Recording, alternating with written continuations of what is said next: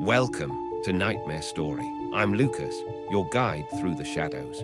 Here the night is quiet, but never safe. Close your eyes, breathe slowly, and follow me into the places where forgotten footsteps echo and old fears wake beneath the darkness. This is where sleep meets terror. Are you ready?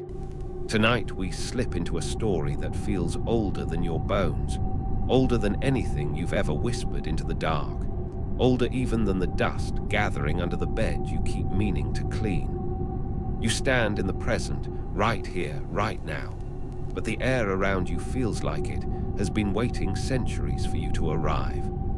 A soft chill brushes your arms as you picture a journal, leather cracked, pages yellowed, a faint scent of smoke clinging to it like a warning. You don't know it yet, but this thing you're about to touch has written far too much about you already. And honestly, you probably won't survive this. But hey, we're going to glide into it gently, like responsible adults acknowledging the danger, but walking straight toward it anyway, because curiosity is stronger than common sense. If you genuinely enjoy my stories, take a moment to like the video and subscribe. Let's ease into tonight's journey together. The gravel crunches beneath your shoes as you walk toward the old cabin. Yes, the one everyone in town claims doesn't exist until they accidentally drive past it and then pretend they didn't. You're pretty sure the GPS brought you here by mistake, or fate, or because it's a free app and you get what you pay for. Regardless, the whispers of tall pine trees guide you forward, their branches leaning a bit too close, as if eager to watch what you're about to do. You push open the wooden door. It gives a groan, dramatic, theatrical, like it practiced that sound for decades just to impress you. Inside, the cabin is a single room, dim and still, dust gently twirling through the leftover shafts of late afternoon sunlight. You breathe in the scent of old wood, old air, and something faintly metallic. The sort of smell that makes you wonder if you should have left a note telling someone where you went. Your eyes settle on the object on the table. A book. No, a diary. It's not fancy. More like something someone carried everywhere, flipped open 100 times a day, scribbled in until the margins disappeared. The leather cover bears scratches, long and deliberate, not chaotic, almost like someone carved the same line over and over while thinking too hard about something they didn't want to write down. You lean closer. The diary has no title, no initials, no clasp, just presence, a concerning amount of presence. You touch one fingertip to the cover and immediately feel warmth, like the sun has been resting on it all afternoon, even though the room feels cold enough to goosebump your shoulders. The book opens without you meaning to open it, as if it has been waiting for your hand. As if it knew which moment you touch it. The first line on the exposed page is written in ink, so dark it almost glows. You step into the cabin, brushing dust from your sleeve. You blink, then look at your sleeve. Yeah, you literally just brushed dust from it. You laugh, awkward, nervous, slightly offended at the invasion of privacy. Maybe this is a prank. Maybe someone found your social media and realized you're the type who would wander into a suspicious structure in the forest. You tell yourself you're not predictable, but here you are, proving them right. You read the next line. You hesitate, unsure whether to keep reading. Exactly what you're doing now. The diary is 2 for 2. The air thickens around you, the way air always does right before something you'll regret. A soft hum threads through the cabin, like the foundation itself is listening. You tell yourself to put the diary down, walk out, go home, eat a snack, do literally anything else. But no, you're committed now. Your curiosity is at full power. You turn the page. The entry continues, not as paragraphs, but as sharp little sentences, almost like it's narrating you, a play-by-play. You shift your weight to your left foot, which you do, of course. Your heartbeat quickens. Yes, thanks for noticing. You lean closer. Stop calling you out like this. You run a hand through your hair in a half-annoyed gesture, and almost immediately, you run your hand through your hair, pretending you're still in control. You mutter something that is definitely not profanity, because we're keeping things PG-13, but the vibe is absolutely there. You take a step back from the table. The diary doesn't write anything about it, at least not immediately, which is somehow worse. Like it's considering its next words, like it's choosing whether or not your step back even matters.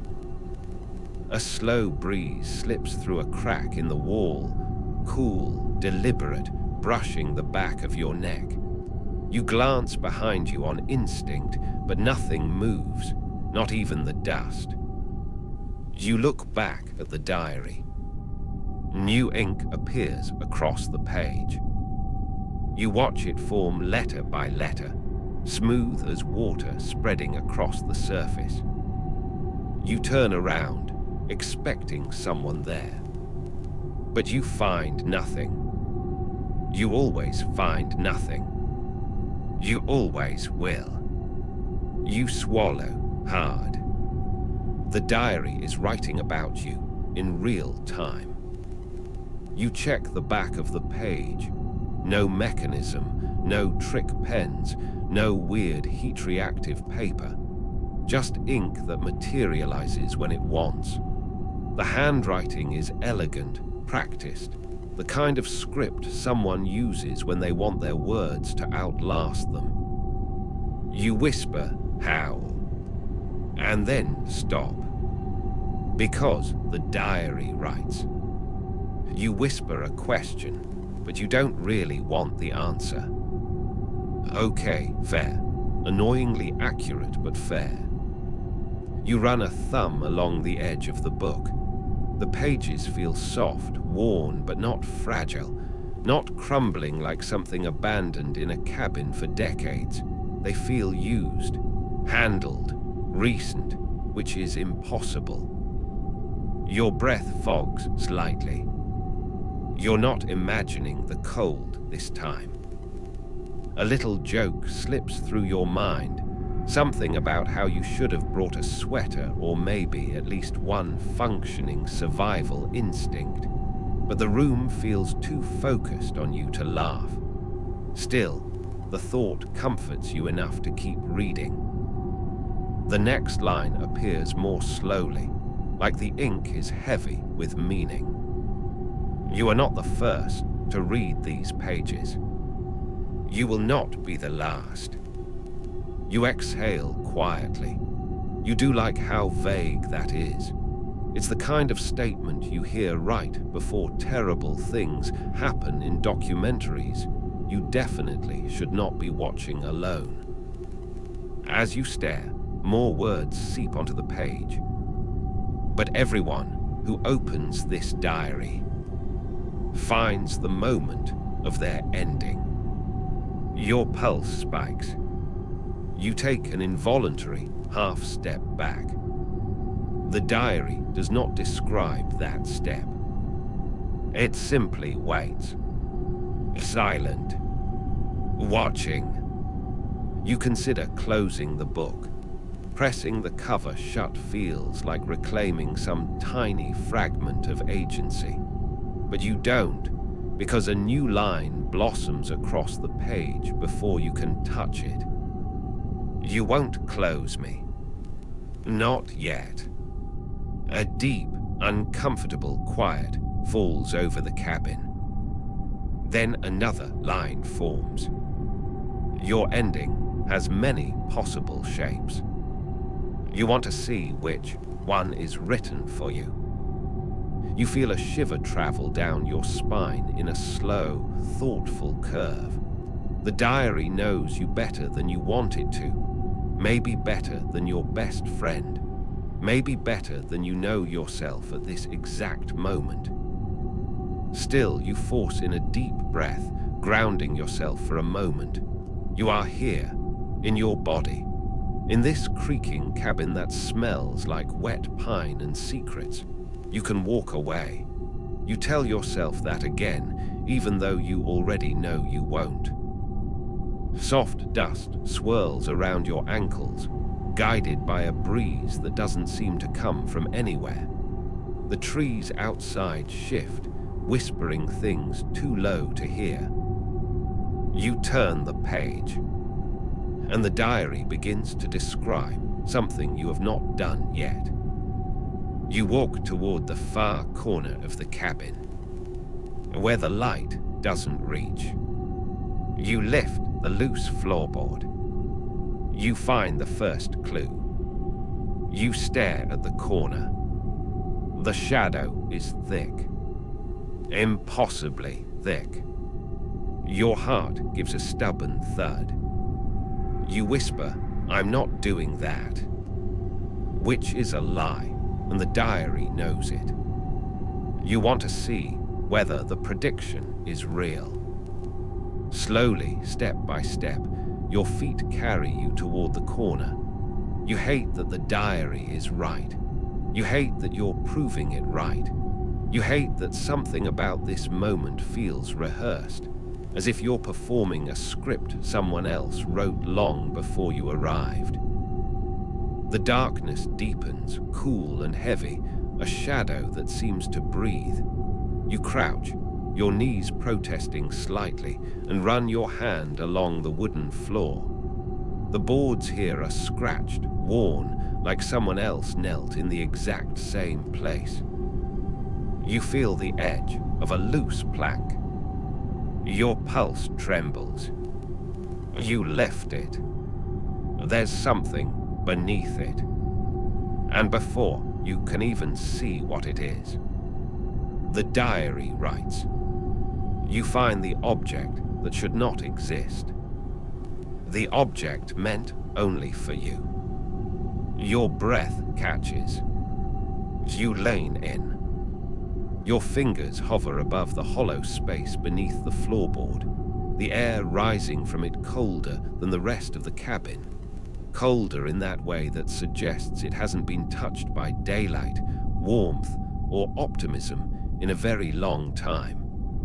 You hesitate, and naturally, the diary wastes no time in calling you out because new ink scrolls across the open page behind you. You reach for it. You can't help yourself.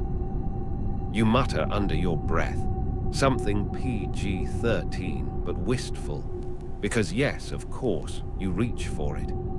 Curiosity has you by the collar, dragging you forward like a sitcom character who refuses to learn from previous episodes.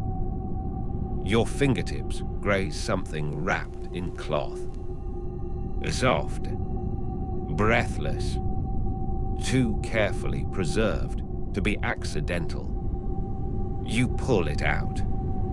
The cloth is deep brown, the fabric older than the diary itself, edges frayed in a way that suggests many hands have opened and closed it, and none of those hands had a good time. You sit back on your heels, the wooden floor groaning underneath you like it's trying to warn you, or like it just ate something disagreeable. Hard to say. You unwrap the fabric slowly. Inside is a small metal key. At least, that's what your mind wants it to be. But it's not shaped like a door key or a drawer key or any key you've ever seen. It looks almost symbolic, carved with strange curves that make no logical sense, like a shape from a dream you never woke up from properly. The metal is cool to the touch, but not cold. Smooth in places, jagged in others, like it was broken from something larger. You lift it toward the faint light. Immediately, the diary scribbles. Do not hold it up. Not unless you are ready. You freeze. Midair. Key suspended between you and whatever universe this thing came from. You lower your hand gently, because even if the diary is being dramatic, you prefer not to trigger any cosmic self-destruct mechanisms during what was supposed to be a casual forest stroll. You glance back down at the object. Now the key feels heavier. You don't know if that's physical weight or the weight of the fact that the diary knew you would do this. It predicted your gesture, your impulse, your exact instinct to lift the key to the light before you consciously decided to. You swallow. The cabin seems to lean in around you, like the walls want to see the next page as badly as you do. You rise slowly, brushing your palms against your jeans.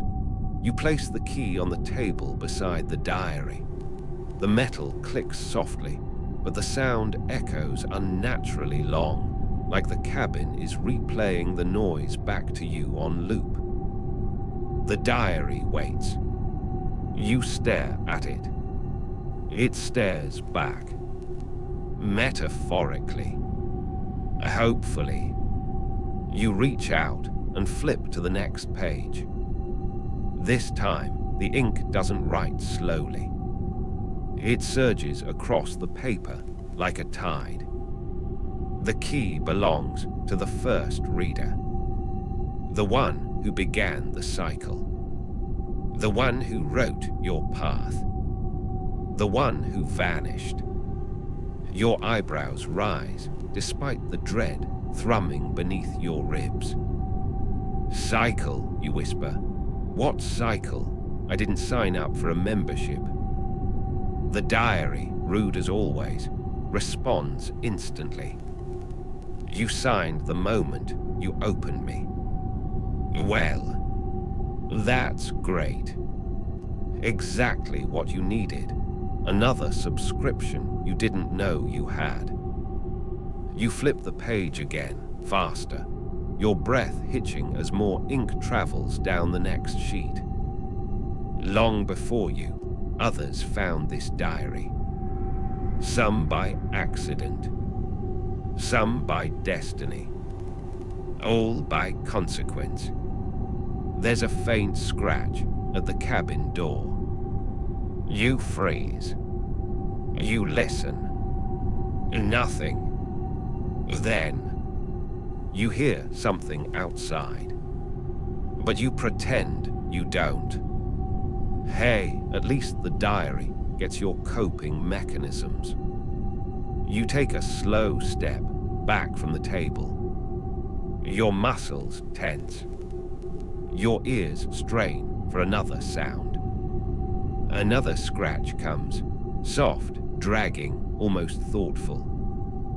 You tell yourself it's an animal, a raccoon maybe, a deer, a forest creature living its best life, something adorable and not at all eldritch, something fluffy, ideally. But the cabin door handle rattles. A polite, exploring little rattle. Like someone testing it. Like someone wanting to come inside. Your breath stutters as the diary spills more ink. Do not open it. Not yet. Oh, good. Good, good, good. You take a careful step away from the door. The handle rattles again, more insistent this time. You're debating whether hiding under the table is a reasonable move for someone your age when the handle abruptly stops. The silence afterward feels too clean, too quick, like a breath held by something that doesn't need to breathe. You keep your eyes locked on the door, half expecting it to swing open, but it doesn't. The woods outside go still, the kind of still that makes every warning instinct in your body sit up sharply. You force yourself to glance back at the diary. More writing blooms across the page, calm and cruel. You cannot outrun what knows your name. You blink. Your name. The diary doesn't know your name. Oh. You look down. Your name appears, written in the same dark ink, clear as anything you've ever read. Your stomach drops. You whisper, "That's not funny." The diary disagrees. It was never meant to be. A tight line of ink forms beneath the words, underlining the sentence with unsettling finality. You don't touch the next page. You don't want to. But you do. Because of course you do. The next line appears before you even finish turning the paper. The first reader wrote your beginning. You must find the place they ended. A faint crack echoes overhead. Just the roof settling, you tell yourself. Just the wood cooling. Just the universe laughing at your life choices. You slip into a slow breath. Another. You're not panicking, you're staying observant, curious, alert, a perfect mixture of brave and foolish. You glance toward the corner where the floorboard was loose, the hollow space yawning like a quiet mouth. You half expect more objects to crawl out of it. Instead, the diary writes, "The key leads to the next truth, but you must choose to take it. I will not force your hand. Not yet." You stare at the key again. It gleams faintly, like it's breathing, like it wants to be held. You pick it up slowly, hesitantly. Its weight shifts in your palm, adjusting to you, recognizing you. A whisper brushes past your ear, too soft to decipher, too cold to ignore. You whirl around, but there's nothing but the half-rotten window frame and the darkness pressing its face to the glass from outside. Your pulse taps against your throat. You look back to the diary. 3 new words appear. Take it outside. Your grip tightens around the key. You swallow. You circle around the table. When you step toward the door, the floorboards creak sharply, like they're objecting to your decision. You pause, one hand on the handle. The air on the other side feels heavier than the air behind you. You open the door anyway. Cold forest wind rushes in immediately. It swirls around your ankles, tugging at your clothes, brushing your hair back with fingers far too confident. The trees stand tall and silent, their branches tense as if caught mid-movement. You step out. The forest doesn't feel like the same forest you entered earlier. The colors are muted, the shadows longer, more invested in where you go. You close the door gently behind you. You hold the strange key in your palm. Nothing happens. For a moment. Then the diary's voice, silent but felt nudges at your mind again. Walk. You will know where. You turn toward the path. The key pulls in one direction. Not dragging, not vibrating, but subtly leaning, as though aligning itself with something ahead. You step forward. The forest accepts your weight like it's been expecting this moment. Leaves rustle overhead, and the wind sighs, carrying a scent like distant fire and something older, something like forgotten ink and paper. You walk deeper, each footstep bending the grass, each breath releasing little clouds of cold night air. The key guides you gently, insistently, drawing you past the trees, past the stream you barely remember crossing, past the point where your phone lost all signal, past the point where any normal person with a sense of self-preservation would have turned around. You don't turn around, because you need to know. You need to see. You need the next truth. Behind you, the cabin sits still and silent. Ahead of you, the dark stirs, and the key grows warmer. The key warms slowly, like a pulse syncing with your own, steady, quiet, almost soothing if you ignore the part where it definitely should not be doing that. You trail deeper into the forest, the trees leaning closer overhead, as if forming a cathedral of branches above you. Shadows ripple on the ground, long and fluid, shifting in a rhythm that doesn't match the wind. The forest path widens, but not in any natural way. It's as if something walked this trail long before you, something tall, deliberate, and far less concerned with staying hidden. You swallow, feeling your breath catch in the cold air. The scent out here is different, no longer just pine and earth, but something faintly burnt, a little metallic, like the echo of old secrets. The key grows warmer. A soft hum touches your fingertips.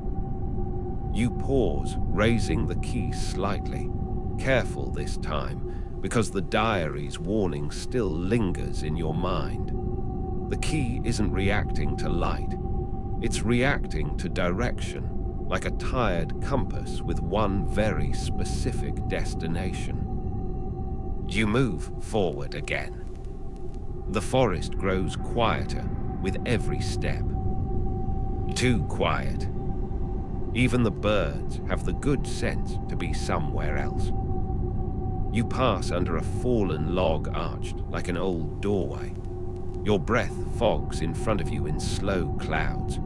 A part of you wants to make a joke, something about how you wish your cardio capacity was better before you started chasing mystical objects through forbidding forests. But even your inner comedian has gone very still. The path narrows again, but the air grows clearer, sharper, charged with something expectant. You step over a root, twisted like a grasping hand, and brush past a curtain of ferns. The ground dips, leading you into a small clearing. The moment you step into it, your skin prickles. Because you've been here before. Not physically, but in dreams you half remember, the ones you wake from with the unsettling feeling that you forgot something important the moment you opened your eyes. In the center of the clearing stands a stump, weathered, split through the middle, carved with deep lines you don't understand. You take a breath and step closer. The key warms again, this time radiating heat in a steady, gentle throb. You hold it near the stump, and instantly, the carved symbols shimmer faintly, reacting as if recognizing the object in your hand. A low hum rises from beneath your feet. Vibrations whisper through the soil, through the air, through your bones. You tense. The key grows hot. You flinch and nearly drop it, but you don't. Something anchors your fingers around it, a strange mixture of instinct and something else, something older. Lines of ink bloom across your mind. Not written in the diary, but as if the diary is speaking directly into your thoughts. Place it. Your throat tightens. Your hand moves almost on its own, lowering the strange key into the crack at the center of the stump. It fits perfectly. Too perfectly. The moment metal touches wood, the world shifts. A pulse of cold bursts from the stump, rippling outward in a silent shockwave that bends the ferns around you and sends a shiver racing up your spine. You stumble back, breath caught in your chest. Then the stump begins to change. The carved symbols glow faintly, soft golden light, warm as candle flame at first, then deepening into an amber hue that paints the clearing in shifting shadows. Your heart thuds painfully against your ribs. The key sinks deeper, not by gravity, by intention. You watch, rooted to the spot, as the stump exhales a thin stream of pale mist. The mist curls upward like a serpent, cool against your skin as it drifts closer. You hold your breath, unsure whether to step away or lean in. The mist swirls around your face, gentle, searching, before dissolving with a soft whisper you can't decipher. A whisper that feels like a word spoken in a language you should have remembered but never learned. Suddenly, the stump cracks sharply. A hidden compartment opens at the base, revealed by a sliver of light. Your breath escapes in a shaky exhale. You kneel slowly, careful not to touch anything that looks even vaguely enchanted or hungry. Inside the compartment lies another object. Another wrapped bundle. Smaller than the key. Soft. Fragile. You reach in. Your fingertips brush cloth, cooler than the surrounding air, as if it's been waiting in darkness for someone bold enough or foolish enough to find it. You lift it into your hands, holding it carefully. The bundle is light, feather soft, but the weight behind it, the implied meaning, is heavy. You unwrap it. The cloth unfolds delicately, revealing a small, worn notebook. Not the diary you found in the cabin. Not as old. Not as thick. More personal. More secret. The cover is cracked in places but bears no marks. No name. No initials. Just a single scratch across the surface, straight and precise, like someone dragged a blade across it on purpose. You open it slowly. Inside, the first page contains a single sentence, written in hurried, uneven ink. If you're reading this, I didn't make it out. Your breath holds. You turn the page. The handwriting shifts, still the same person, but now more steady, like they forced themselves calm. I was the previous reader. The diary chose me. It shows each of us our end. Every possible version. But it also shows a way out. Or I thought it did. You swallow hard. Your pulse pounds in your ears. Your hands tremble slightly as you flip to the next entry. The diary doesn't just predict us. It shapes us. It writes what we will do. As easily as I write these words. At first, I tried to resist. I learned too late that resisting only makes it rewrite. Faster, stronger. A chill ripples down your spine. You read on. I followed its clues deeper into the forest, just like you are doing now. If you feel the key getting warmer, you're already too far in. But maybe that means you're close. Closer than I ever was. You clench the edges of the notebook. Your breath turns shallow. Your heartbeat uncomfortably loud. Another page. The stump is a lock. The key opens it. But what it reveals will only help you if you understand what it wants. You whisper, "What does it want?" Your voice sounds too small in the clearing. A new line forms on the page, not written by the previous reader. Written now, ink forming as you watch. It wants you to keep going. You freeze. Cold fear wraps around your spine like twisting vines. You flip desperately to the next page, blank. Then another blank. Another blank. Until the last page, where just one sentence waits. You won't survive unless you find the first reader's final words. The notebook snaps shut in your hands with a soft thump, not by wind, not by accident, by intention. You stare around the clearing, breath trembling. The trees have leaned closer, listening, waiting. The ground hums faintly beneath your feet, and the key, still lodged in the stump, glows with a slow, eerie light. Then a new pulse of ink appears in the diary back at the cabin.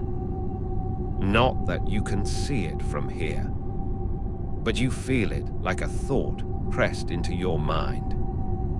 You are not alone in these woods. Hurry. You lift your head. Your pulse spikes. Shadows shift at the edge of the clearing. Not wind. Not animals. Something deliberate. You clutch the notebook and step back. Something moves between the trees. Slowly, patiently, closing the distance. So you run. The forest swallows your footsteps. The clearing disappears behind you, and the path ahead waits, twisting deeper into the dark. You try to shake off the unease, but the strangeness clings to you like static. You pace the room, half convinced you're simply overtired, until the floorboard near the desk pops sharply, exactly as written in the newest line. You freeze. The diary lies open, though you're certain you declosed it. Another line forms, faint at first, then darkening as though pressed by an invisible hand. He inches closer, unable to stop himself. And before you can think, your feet are already moving, drawn toward the book as if responding to a prompt you didn't give. The air feels charged, expectant, like the moment before a storm breaks. Your fingertips hover above the page, and the moment your shadow falls across the ink, the writing halts mid-sentence, as though whatever force guides it is waiting for you. A low draft slips through the room, carrying the smell of dust and something older, metallic, like the tang of old keys or forgotten attic hinges. The unfinished sentence trembles, then slowly completes itself, and when he finally touches the diary, it will no longer be only observing him. A pulse of cold runs up your arm. The lamp flickers. For a breathless instant, the room feels too still, like the diary is holding its breath with you. Then the pages flutter on their own, riffling through dozens of entries you've never seen, stopping on a blank page that seems impossibly deep, like staring into a well. Something is waiting there, watching. And before you can pull your hand away, the page starts to ink a new line, your name written with startling certainty. Your name stretches across the top of the blank page with deliberate strokes, as if the diary has spent years learning how to write it perfectly. Before you can process the sight, another line appears beneath it, short, clipped, urgent. He thinks he can still close the book. Your throat tightens.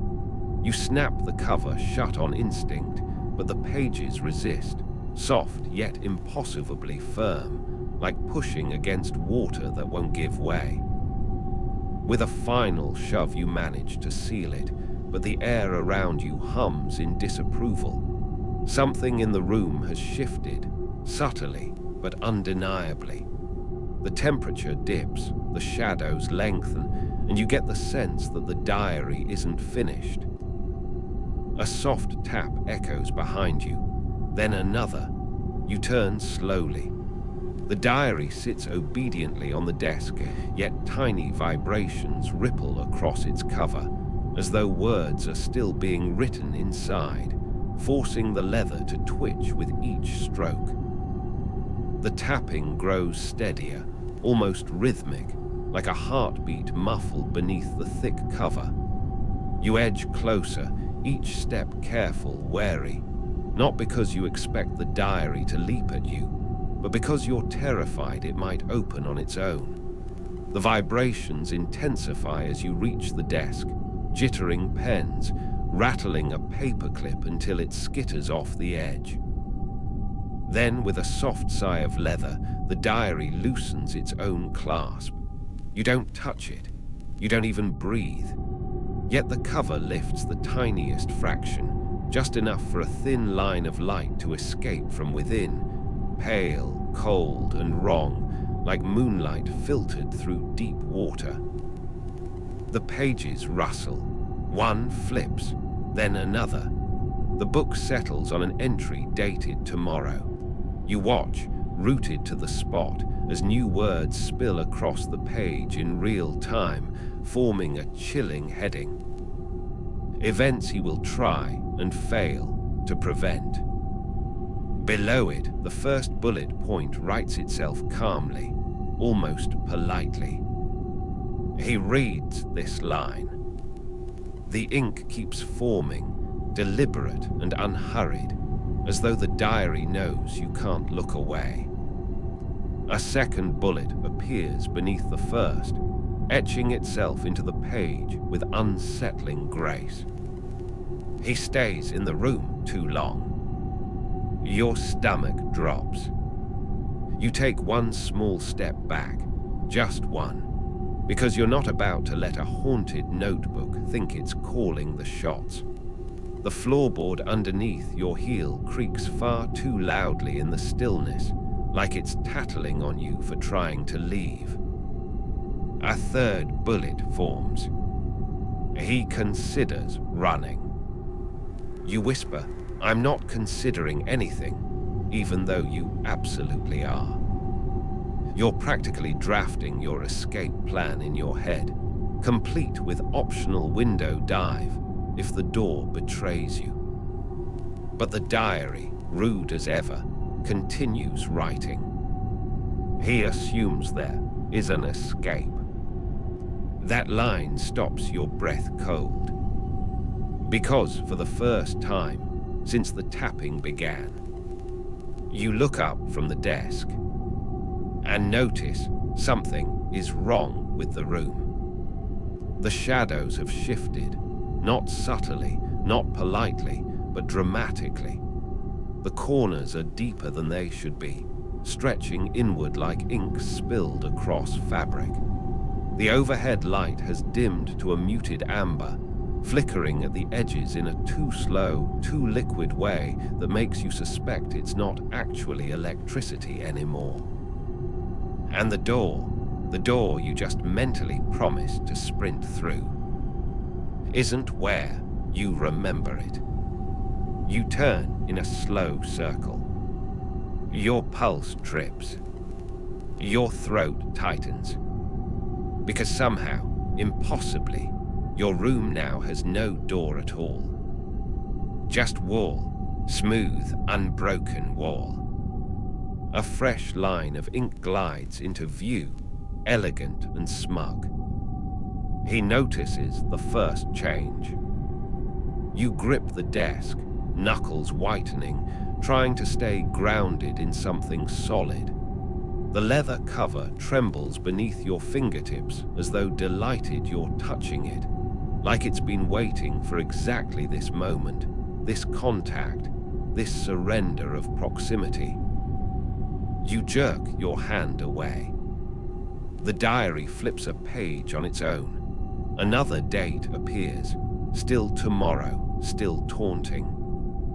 Stage 2 begins. You whisper, "Stage what now?" But the room answers before the diary does. A soft breath of cold air brushes the back of your neck. Not the playful kind your friend uses when they're trying to spook you.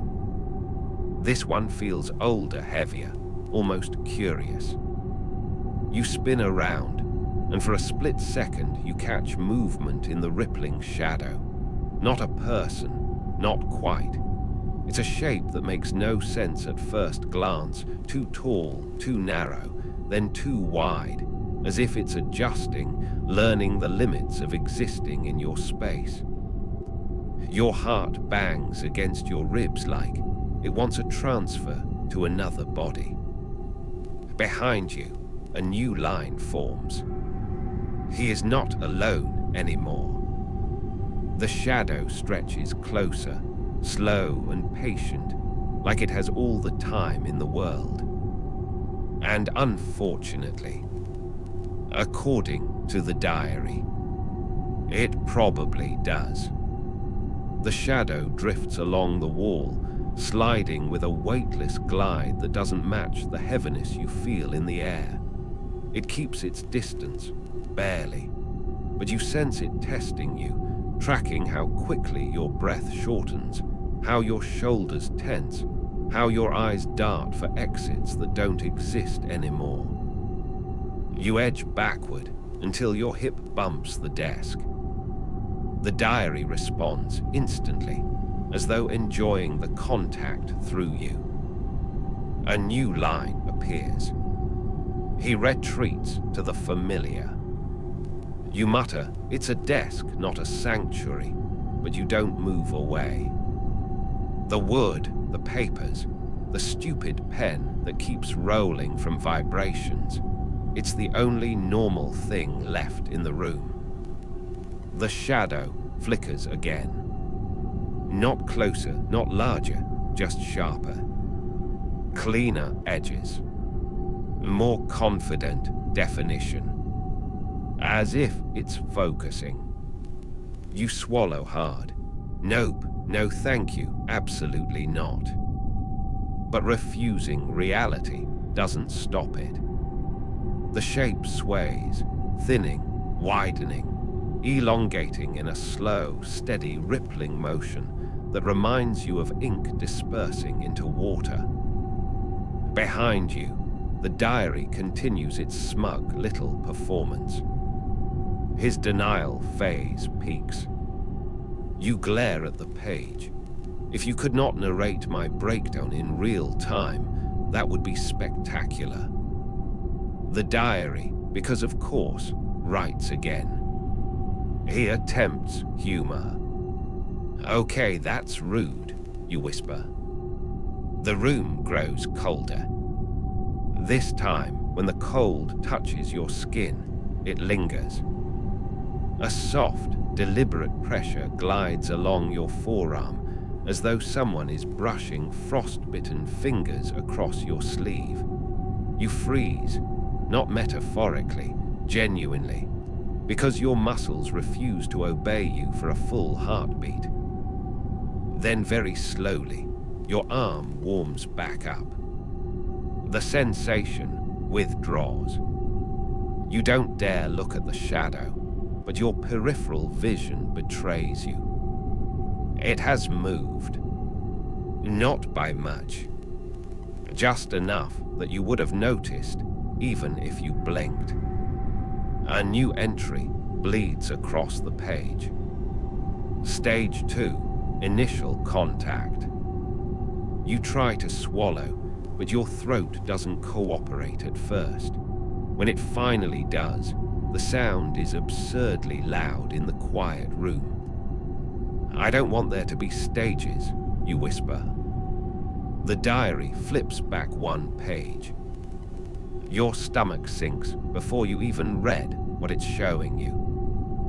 There, in your own handwriting, the handwriting from your dream, the prophecy is clearer, bolder, no longer faded. He meets what watches. The ink pulses once like a heartbeat. You take an involuntary step backward, but there's nowhere to go. Your shoulders hit the wall that used to hold your door. The wallpaper's texture feels unfamiliar under your palms, smoother, almost damp, like it's breathing faintly beneath your fingers. You jerk your hands away. The shadow shifts again, this time unmistakably closer. You can see its outline now, a vaguely humanoid form that refuses to settle into one shape. Shoulders rise, then dip. Limbs lengthen, then retract, as if it's not mimicking a person, but studying one. A subtle hum vibrates through the floor. Not sound. Not really. More like a pressure, a presence you can't push out of your awareness. The diary writes in a slow, curling script. "He is seen." You whisper, "By what?" But the question isn't answered in words.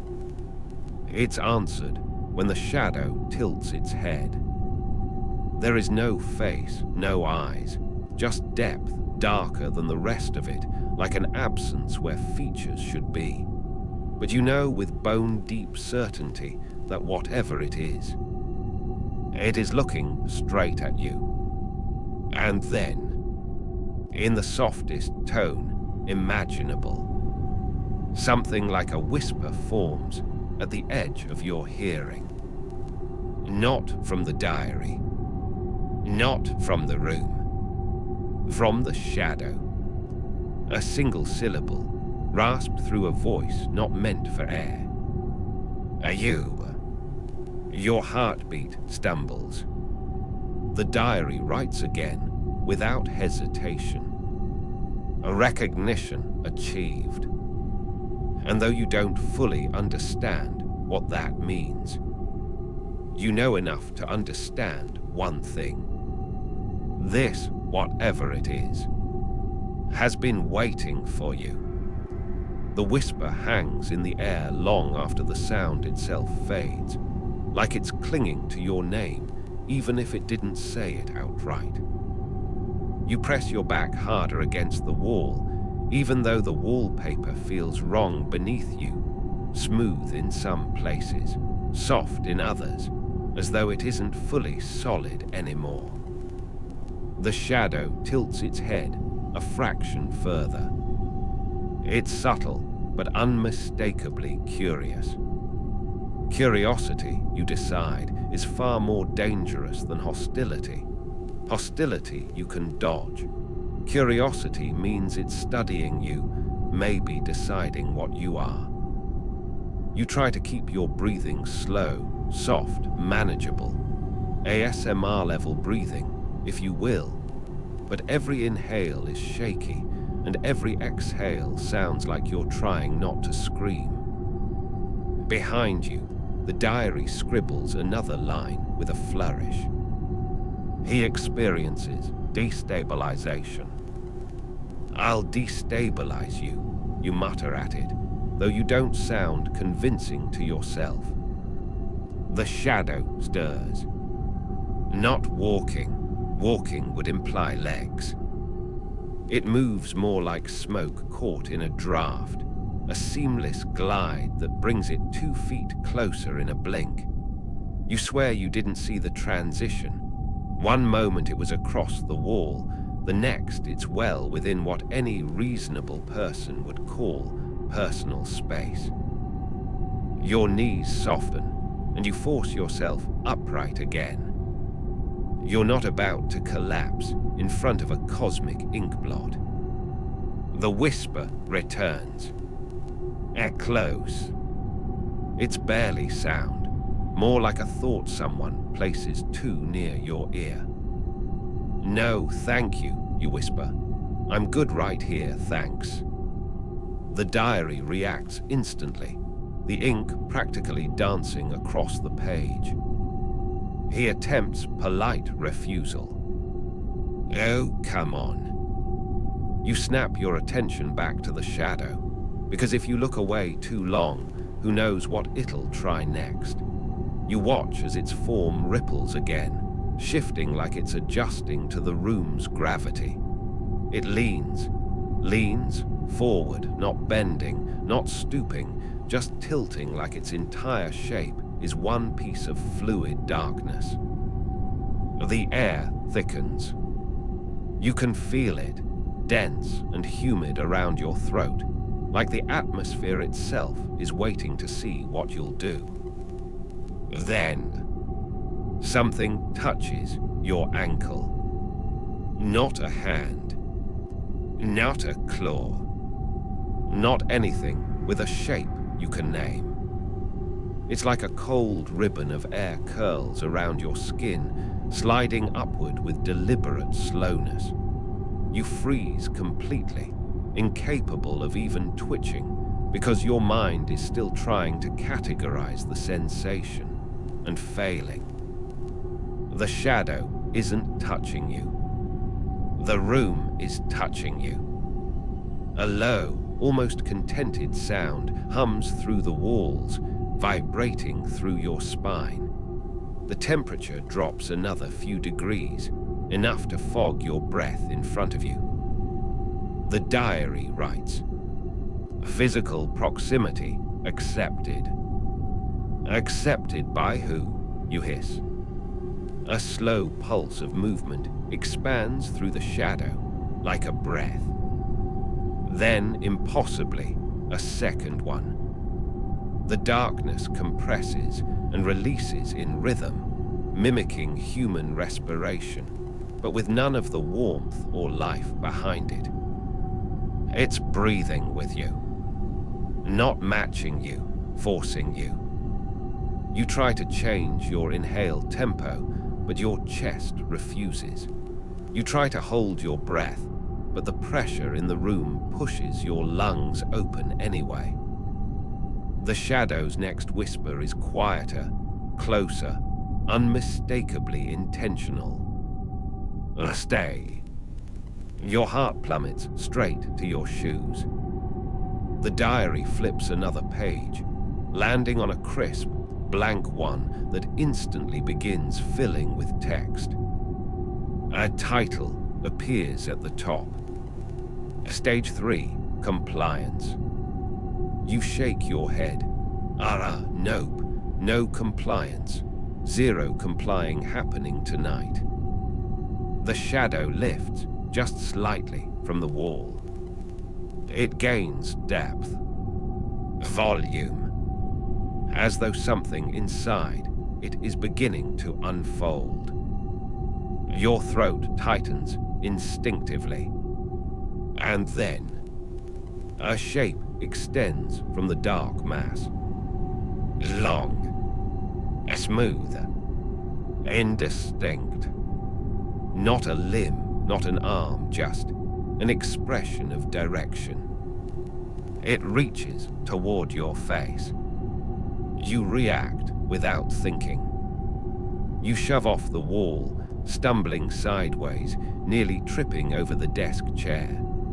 The sudden motion startles the room. The temperature spikes upward, objects rattle. The floor seems to pulse with a frustrated thud. The shadow jolts, not backward, but sideways, like a startled animal composed of smoke and night. You use the moment to scramble several feet away, breath coming fast and ragged. But you don't get far. The wall behind you shifts. Yes, shifts, with a wet, sliding sound, closing in half an inch, just enough to remind you the room is watching too. The diary snaps open to the center.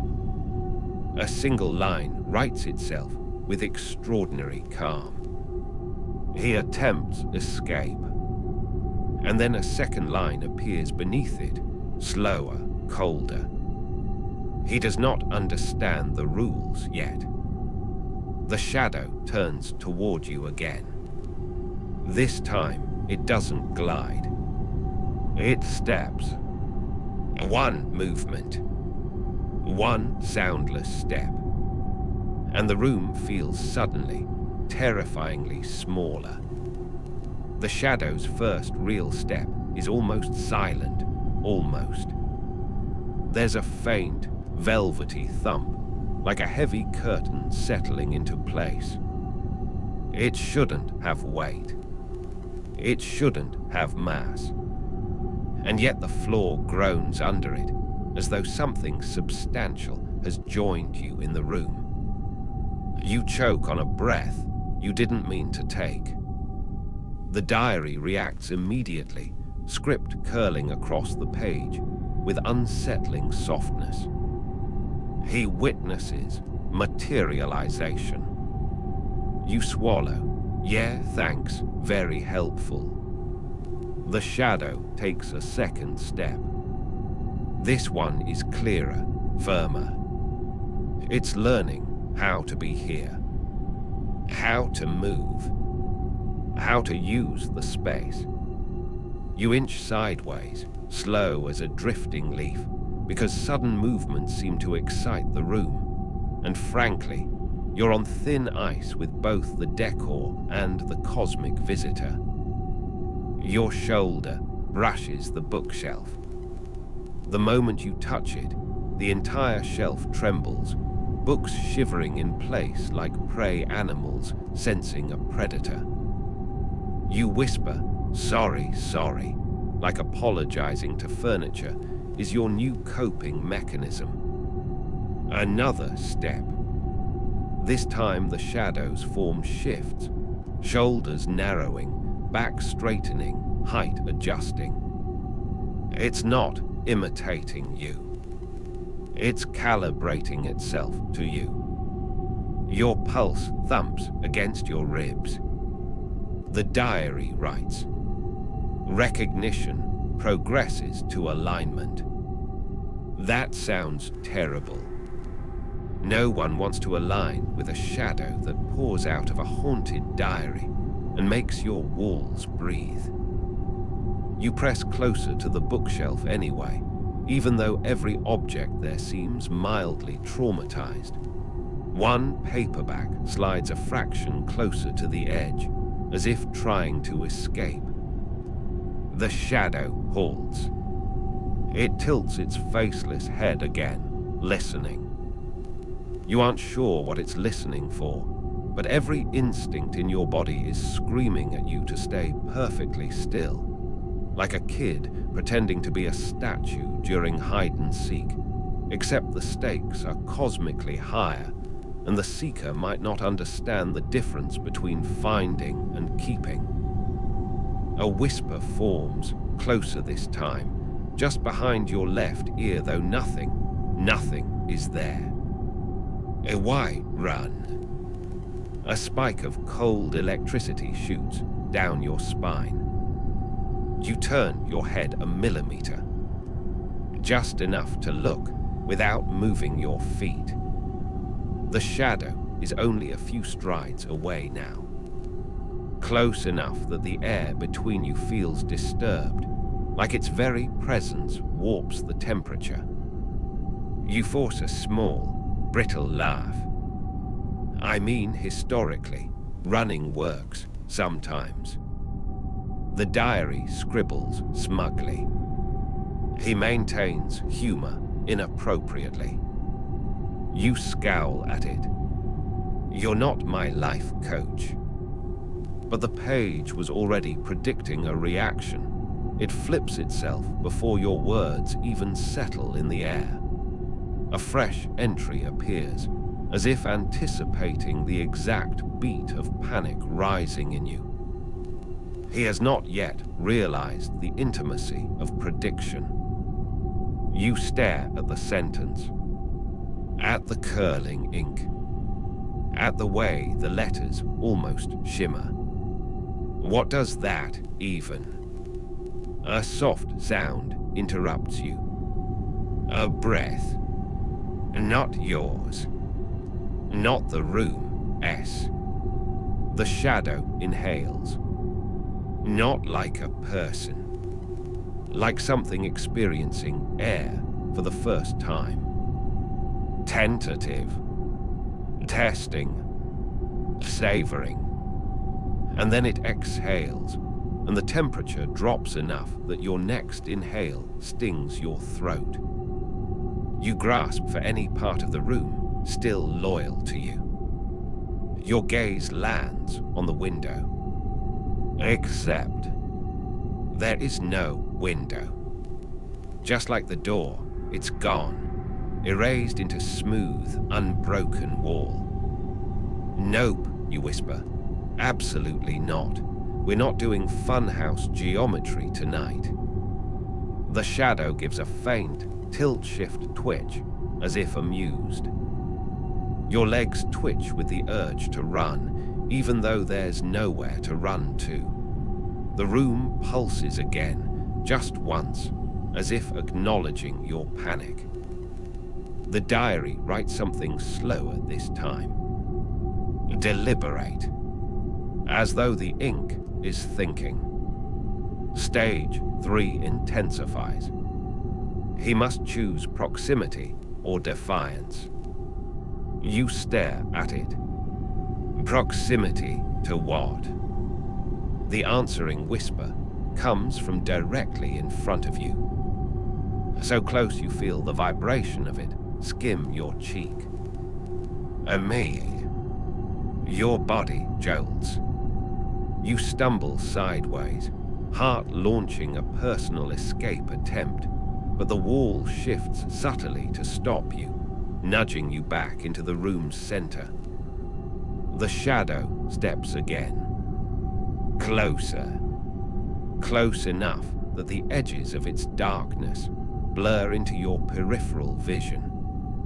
Then it pauses. Not out of hesitation.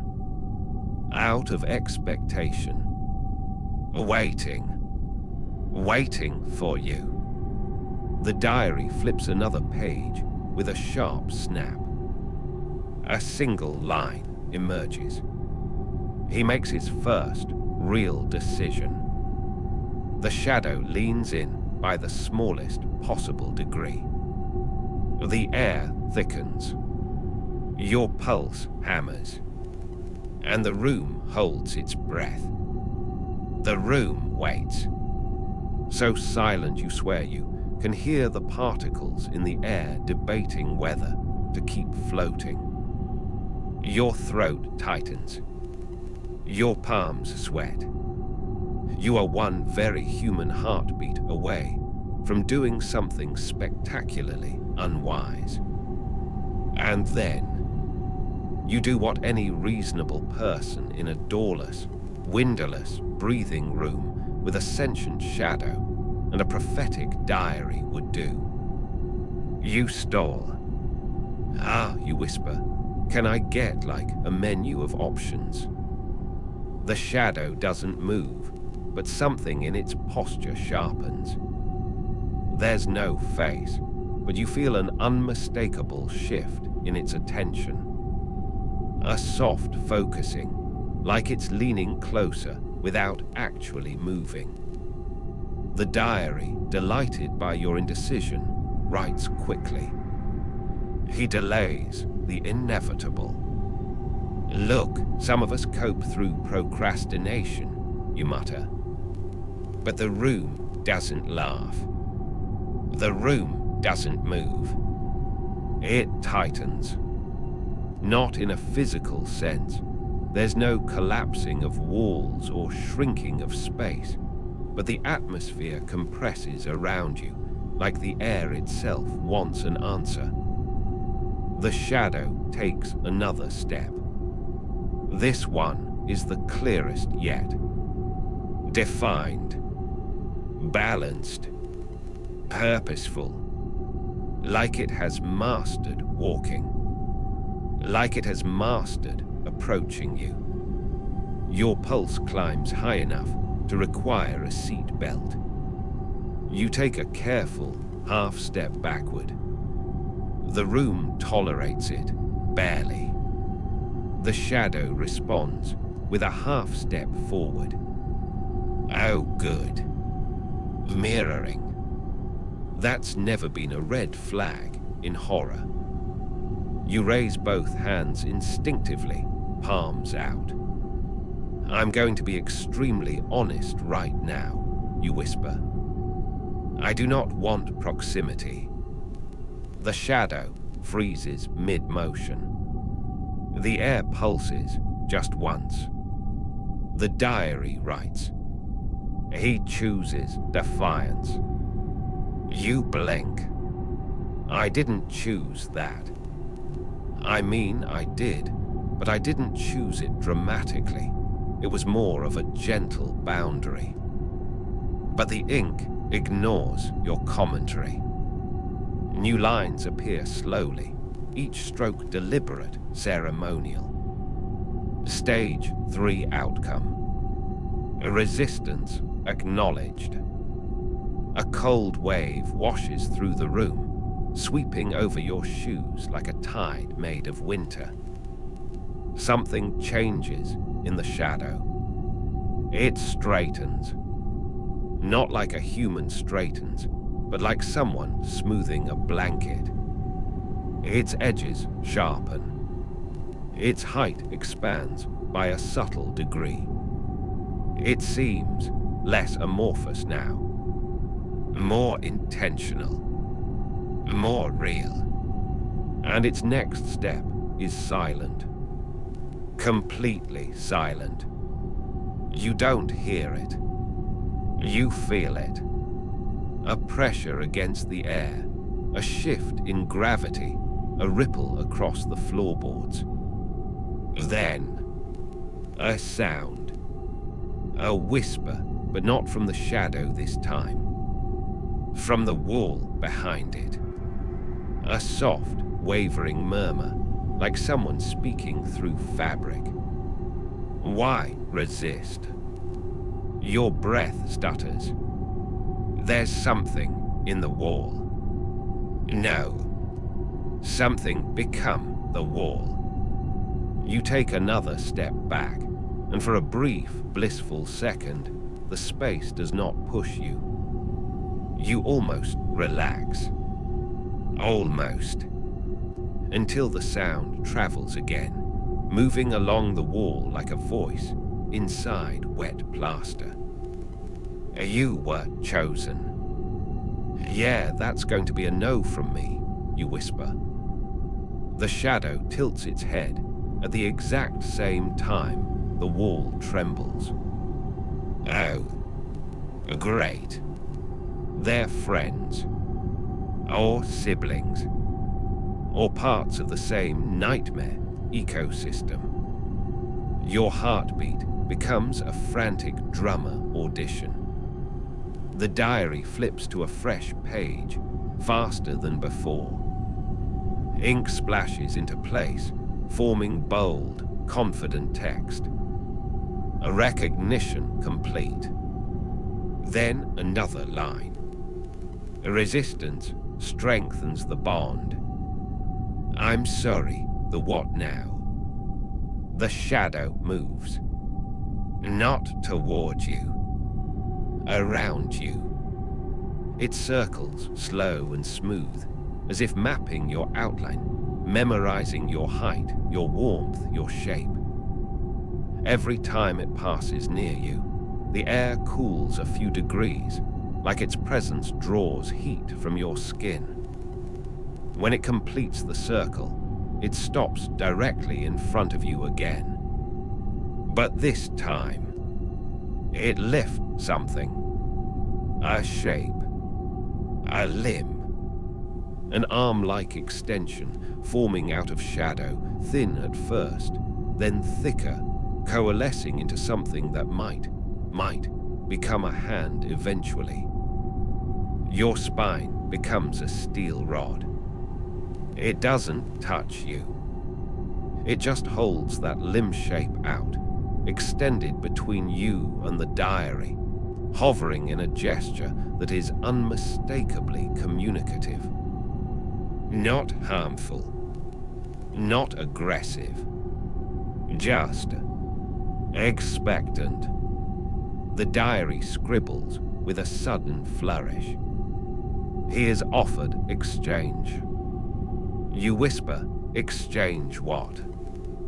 The shadow's limb shifts slightly, open, waiting, like an invitation. The room leans in. The walls hum. Everything holds still. Even your breath. Your next action. Your next inch of movement will define something the diary seems all too eager to write down. The shadow waits. The room waits. The ink waits. And for the first time, you realize, whatever happens next, the rules aren't being followed. They're being written. The shadow's outstretched limb stays perfectly still, far too still, like it's holding its breath even though it doesn't breathe like anything alive. You can feel the weight of the moment pressing down on your shoulders, the air thickening around your ribs, every molecule waiting to see if you're about to extend your own hand in return. You absolutely are not. You tuck your hands firmly behind your back like a stubborn child refusing to share. The shadow tilts its head again. The gesture isn't menacing. It's inquisitive. But inquisitive in the way a biologist might study a bug that suddenly learned a new trick. You swallow. No deal. Your contract terms are unclear. The diary wastes no time responding. Ink spills forward in smooth, unhurried strokes. He refuses the invitation. That's right, you whisper. Firm boundaries. The shadow retracts the limb slightly, not fully withdrawing, but shifting it, rotating it with a liquid grace that suggests it's not bound by bones or joints. As it adjusts, its form flickers, like a candle flame caught in the smallest draft. The walls respond with a low groan. Not threatening. More like disappointment. Great. You're being guilt-tripped by architecture. The diary scribbles again. Bond tension detected. I am not bonding with anything in this room, you hiss under your breath. But the room disagrees. A gentle vibration hums through the floorboards, rising into your legs. It's not painful, just present, like the house is testing how tightly you're anchored to it. The shadow steps again. This step is slower, more deliberate. It places itself just a few feet away, close enough that you feel the cold radiating from it, but far enough that you could pretend you still have personal space if you squint and lie to yourself. A low whisper, this time directly from the shadow, forms in the air. I choose. I did choose. I chose no. I chose that proudly. The shadow's head lowers a fraction. Not a nod. Not a bow. But the implication is unmistakable. That was the wrong answer. The diary flips a page so violently the sound cracks through the room like a whip. On the clean sheet, the ink scratches quickly, almost angrily this time. Resistance escalates the trial. Trial. What do you mean, trial? You whisper. The room responds before the diary can. A soft ripple passes through the walls. Like a breath. Like a tremor. Like something waking up on the other side of them. You step backward, but the floor shifts subtly beneath your heel, nudging you off balance just enough to make you stumble. You catch yourself on the desk. The diary snaps closed beneath your hand. You freeze. Something presses against the back of your knuckles through the leather cover. A pulse. A heartbeat. Your hand jerks away instantly. The diary reopens itself with a crisp little pop and writes, "Contact established, voluntary or not." "I did not volunteer," you whisper sharply. The shadow glides closer, a movement that somehow manages to be both slow and absolute. No stuttering, no hesitation, just pure intention in motion. It stops a foot away. Too close. Your breath fogs the air between you. The shadow's next whisper is softer, but clearer. A touch. No. A necessary. Big no. The walls shudder again. Not violently, but rhythmically, as though something is knocking from the other side. The diary writes, "Touch initiates alignment." You shake your head hard. Alignment with what? With you. With the room, with cosmic darkness. I'm good, actually.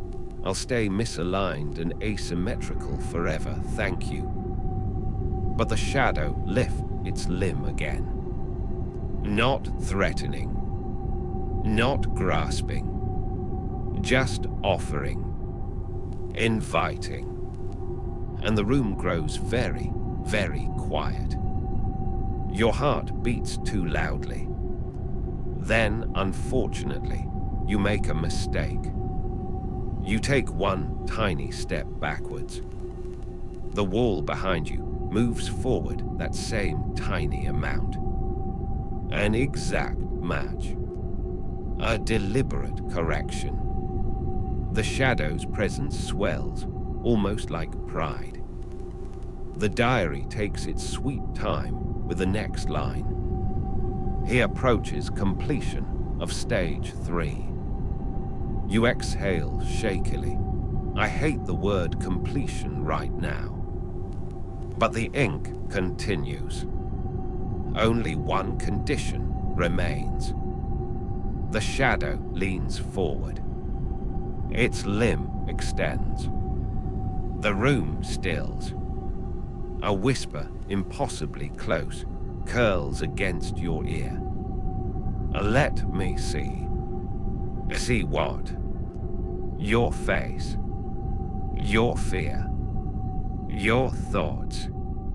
Your future. You don't know. But you do know this. Whatever it wants to see, whatever this final condition is, you won't like the outcome. The shadow's arm reaches the last inch between you. The tips of its darkness hover in front of your chest, awaiting, expecting, and the diary, in a slow, curling final line for this moment, writes, he makes the unavoidable choice. The shadow moves. Your pulse quickens as the diary shifts again, less like an object reacting, more like a creature adjusting itself, preparing. The ink on the page you're staring at thickens, darkens, and then, impossibly, drains downward, sliding off the words like liquid. It pools in the center of the page, forming a perfect circle of black so deep it looks like it could swallow light. You don't want to lean closer, but the darkness has a gravity to it, an almost magnetic pull on your attention. Within that ink-black pool, faint shapes begin to stir, shadowy figures moving behind a veil. You blink and they sharpen, outlines of a room, your desk, your chair, your own shape standing exactly where you're standing now. Then the scene inside the ink shifts. Your shadow self reaches out and touches the diary. The moment their fingertips brush the page, the entire image convulses and tears apart into static, as though reality itself screams in protest.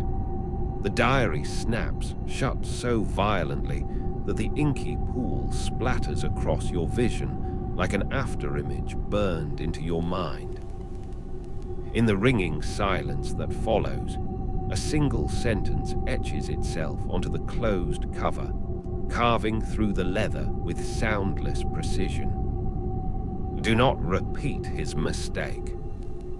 You stagger back as the carved words fade from glowing ember orange to the natural dull brown of aged leather, as if they were never there at all. The diary sits motionless now, too motionless, like something pretending to be harmless after revealing far too much. The air around you feels charged, thin, almost brittle. You sense, without knowing how, that something has shifted, not in the room but in you. A subtle wrongness, like a thread pulled loose somewhere deep in your thoughts. Then you notice it. The small details. The ones that weren't wrong before. Your chair is angled slightly differently than you remember. The pen you dropped earlier is no longer on the floor. It sits neatly parallel to your notebook. Even the dust on the windowsill looks disturbed, forming a faint, deliberate line, as if traced by an unseen fingertip. The diary hasn't moved, but the room has, or the timeline has, or you have. You reach for your phone on instinct, the need for grounding overwhelming. But when the screen lights up, the date hits you like a blow, one day ahead. Not tomorrow's date, the day after. The same day, the shadow version of you vanished into static. Just beneath the date, a notification appears without sound, without vibration, just there, blinking softly. One scheduled reminder from unknown. You open it. It contains only 4 words. He didn't listen either. The reminder vanishes the instant you read it, leaving your screen blank except for your reflection. Pale, wide-eyed, subtly distorted, as though the glass remembers something you don't. You lower the phone slowly, half expecting the diary to react again, but it remains perfectly still, its silence somehow more ominous than its tapping ever was. You take one cautious step backward. The floorboards creak. The ceiling hums faintly. The air feels aware. Then, softly, almost apologetically, the diary slides an inch across the desk. No shudder, no vibration, no theatrics. It moves with the quiet certainty of something that knows exactly where it belongs and is simply correcting an error. A crisp, tearing sound follows. You freeze. It's coming from your wall. A thin, vertical crack opens in the paint, running from the ceiling halfway down like a zipper being pulled. From within the crack spills a faint glow, that same underwater moonlight you saw inside the diary's pages. The crack widens, not breaking outward but peeling inward, as though the room is not splitting but unfolding. You catch a glimpse of something beyond. Shelves, stacks of notebooks, a desk that looks eerily like yours but better organized, cleaner, wrong. Then you see a silhouette sitting at that other desk. A shape that matches your posture, your hair, your outline perfectly. Your breath catches. The silhouette turns its head toward the crack, as if it has been waiting for this exact moment. And on the desk, beside it, lies another diary, identical to yours. Except its cover is already open, pages fluttering in a wind you cannot feel. A voice, not spoken aloud, but placed neatly, deliberately into your thoughts, whispers, "Choose which one you want to be." The crack widens another inch, the glow spilling softly across your floorboards like moonlit water.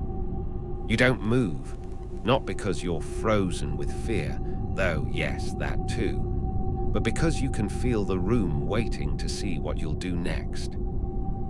The silhouette, your silhouette, rises from the desk in the space beyond the wall.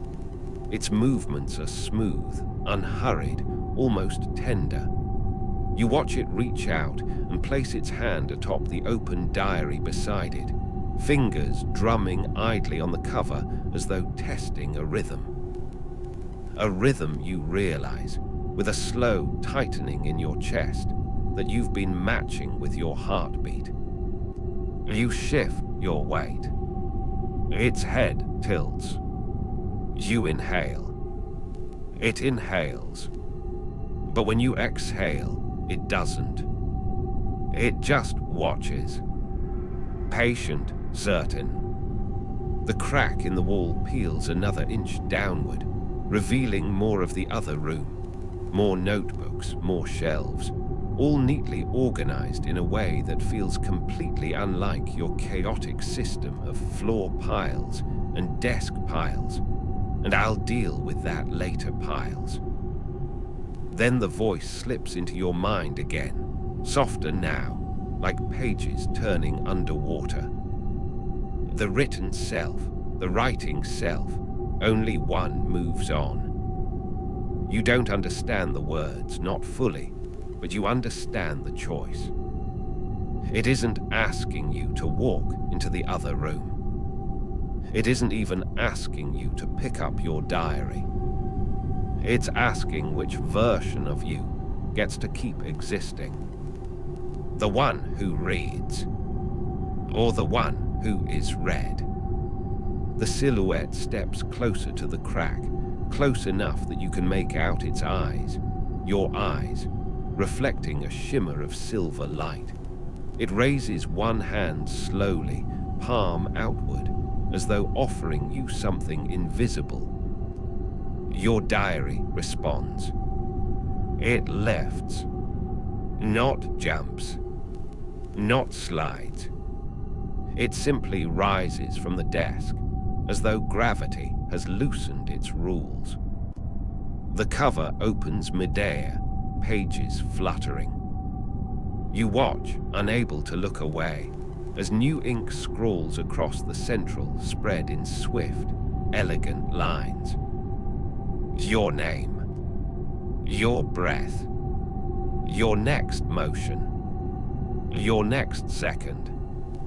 And then, one more line, appearing slowly, deliberately, as though the diary wants to make sure you read every curve, every stroke, every final letter. You step forward. The room tightens around you. The crack glows brighter. Your reflection, your duplicate, waits. And you feel your body lean, not because you chose to, but because the page already says you do. The diary tilts downward in the air, angling itself toward your hands like a living thing preparing to settle into its rightful place. Your fingers lift. Your feet shift. Your balance tips. Somewhere deep inside, a tiny, quiet thought struggles to rise above the scripted momentum. Do you really want to follow the sentence that was written for you?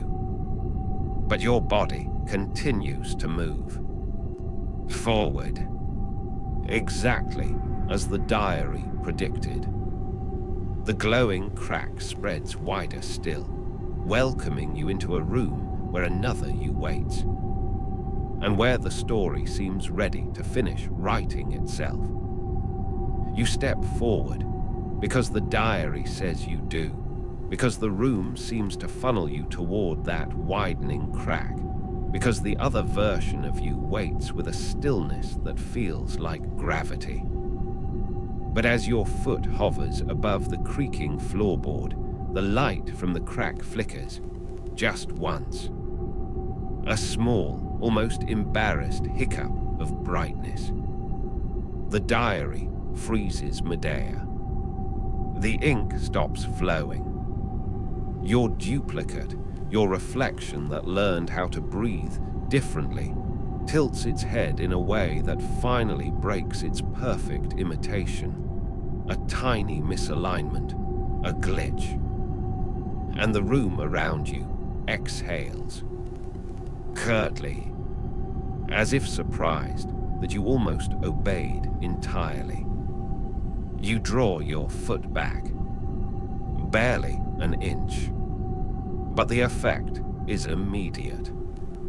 The diary trembles, caught between two outcomes, one you've already begun to escape, and one it is desperately trying to resume. The voice returns, though it sounds strained now, like paper tearing under too much pressure. The line has been written. You whisper, barely audible, and lines can be crossed out. The crack in the wall shudders, not expanding, not welcoming, shuddering.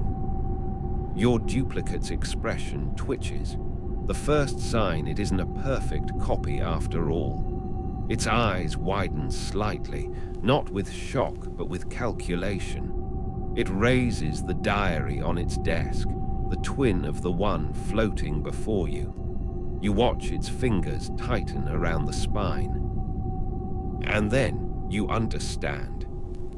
That diary writes you. But its diary writes it. A closed loop. A mirrored fate. A system that only works as long as neither version deviates. You just deviated.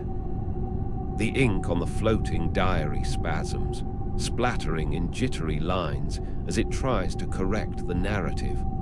Pages flip violently, trying to find a sentence that anchors you. The diary in the duplicate's hand does the same. The two books react to each other like reflections caught in different winds, trying to sync, failing. The crack in the wall pulses. The glow dims, then brightens, then dims again, like a heartbeat trying to decide whether to continue. You take a step backward, only an inch, but the room gasps. Your duplicate takes a step forward. Not a mirror, a pursuer. Its diary slams itself shut with enough force that dust puffs from the shelves behind it. The floating diary in front of you jerks sharply, like a startled bird, and snaps closed as well, though it stays suspended in the air, trembling, as if waiting to see which version of you it should follow. The crack begins to seal. Not smoothly, not gently, but in sharp, frantic little zips, as if the wall is desperate to undo the mistake of opening in the first place. Your duplicate lunges. Not fast, sleepy dreams slow, but with intent. You feel the pull.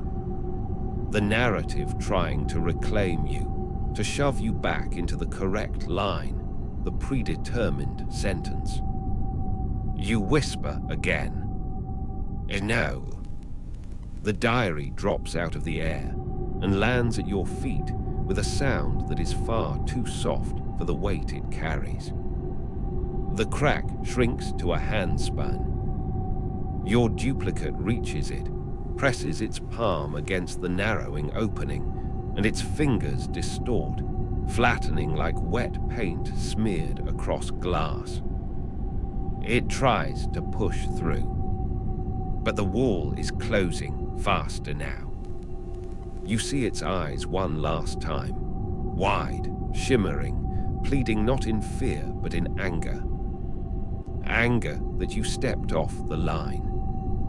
Anger that you didn't become the version it needed you to be. Then, SHNNK. The wall seals. Quiet. Perfect. Featureless. Your room is whole again. The diary lies at your feet, still closed, still trembling, but no longer writing. For the first time since you found it, it seems unsure. And you, heart hammering, breath shaking, skin prickled with cold awareness, are finally holding a moment the pages didn't predict. A blank second. A true, unwritten instant. But the quiet doesn't last. Beneath your foot, touching the floorboard near the diary, ink begins seeping upward from the seams of the wood itself, silky, black, deliberate. It curls into letters. Slowly, calmly, as if the story has merely chosen another surface to continue on. 4 words form. You are not done. The ink finishes curling itself into those 4 quiet words, and then it simply waits, like a cat that has delivered a dead bird to your doorstep and is now politely expecting praise. You stare at the message, breath shallow. You don't answer it. You don't need to. The floorboards answer for you. Kriak. Not from your weight. Not from the house settling. From beneath you. As though something is shifting in the crawl space, rearranging itself into a more convenient shape. You step back on instinct. The diary does not move. The ink does not change. But the wood continues to complain, a slow, yawning groan that migrates under your bed, toward your dresser, then arcs around behind you like a predator circling its dinner in a very leisurely stroll. You close your eyes for a moment, gathering whatever leftover courage didn't leak out of you several scenes ago. When you open them, you're half expecting another crack in the wall, or the diary floating again, or your duplicate pressing its face against the glass of reality trying to get back in. Instead, you hear paper. Not the diary. Not the floor. Something else. A drift of soft fluttering, like someone flipping through pages at a polite, library-acceptable speed. You turn slowly, and your stomach drops. Because on your dresser, where there had been absolutely nothing before, sits a stack of journals, all different sizes, all different colors, all aged in different ways, like a display in a vintage shop curated specifically to ruin your night. They are fanned slightly, and the top one is open, pages riffling even though there is no breeze. Each flutter reveals only a fraction of the writing, but every glimpse carries the same uneasy elegance of the diary at your feet. All of them are writing, all at once. You whisper, barely audible, "Nope, nope, nope, nope." You're allowed one joke under extreme duress. It's self-care. You fight the urge to back away again, because retreating hasn't exactly been working out for you tonight. Instead, you stay perfectly still, hoping maybe the journals haven't fully noticed you in whatever identity crisis they're experiencing. But then the topmost one slams shut. Hard. The sound cracks through the room like a gunshot muffled under blankets. Ink begins to spill across its cover. One long, unbroken line, winding and looping until it forms a single sentence. Choose your narrator. You swallow. Hard.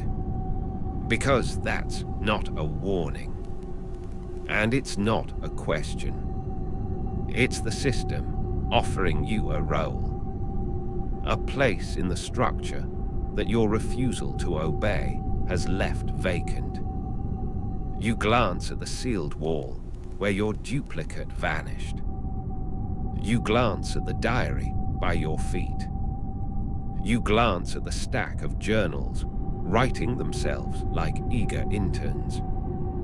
You finally say, quietly, "What does that even mean?"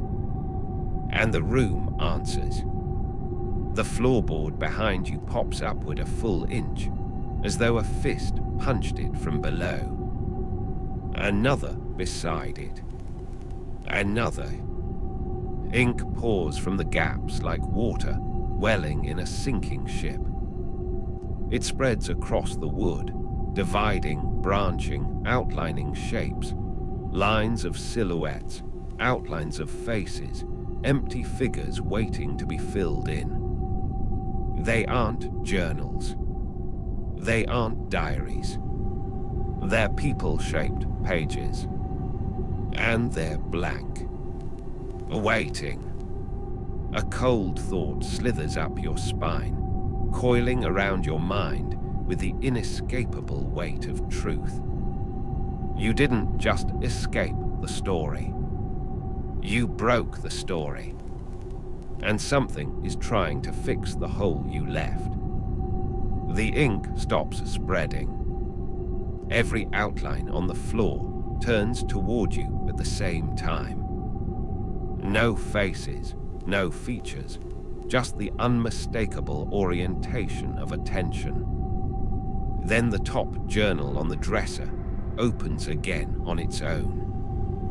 Pages flip rapidly, furiously, like it's searching for the exact phrase it needs. It stops. The page goes blank. Then slowly, deliberately, dark letters form. If you do not choose, they will. You feel the air thin. The temperature shift. The outlines begin to rise, lifting off the floor like paper being pulled upward by invisible strings. Their shapes stretch, solidify, sharpen. You whisper, choose what? The ink provides the final answer. Whose life your story continues in. The outlines step closer, silent, blank, waiting for you to decide whether you keep your existence or hand it to something else. The diary at your feet slides an inch toward you. Your duplicate's unseen presence presses softly against the sealed wall. The journals rustle impatiently. The decision you avoided earlier has evolved. Grown teeth, learned how to walk, and now it stands in front of you. The outlines gather in a loose semicircle around you, if you could call it a semicircle when none of them have faces, or limbs defined enough to be human, or even shadows that make sense. They're more like ideas of bodies, tacked together from ink and intention, wavering slightly as though they're still deciding how real they want to be. You inch backward until your heel touches the diary on the floor. It nudges your foot, gently, as if reminding you it exists. For the first time, it feels less like a threat and more like an option. You lift your gaze to the floating shapes. They don't move. They don't breathe. They just wait, perfectly still, as though the next frame of their animation won't play until you make a decision. Okay, you whisper. Everybody just take a deep breath or something. The outlines don't react to the joke. Rough crowd. You lean down and slowly pick up the diary. Its cover warms under your touch like a living pulse, a soft hum vibrating through your palm. It feels eager, too eager. You nearly drop it again. The stack of journals on your dresser begins writing faster, furious rustling, filling the room like a swarm of paper-winged insects. Pages turn themselves. Ink scrawls itself. Titles rewrite themselves. The top journal lifts into the air just enough to tilt toward you, open to a page that shines with fresh, wet ink. Choose the vessel. A second later. Choose the teller. A third. Choose the one who continues. The outlines lean closer, but not in a threatening way, more like students waiting to see who wins teachers' attention. Your pulse hammers in your throat. Your skin prickles. Your thoughts try to run in 7 directions at once. You grab onto the first coherent one. If I choose, what happens to the rest? Ink blooms across the journal's page in answer. They unwrite. The word hits you like cold water.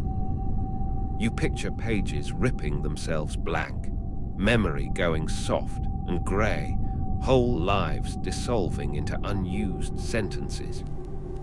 You glance at the outlines.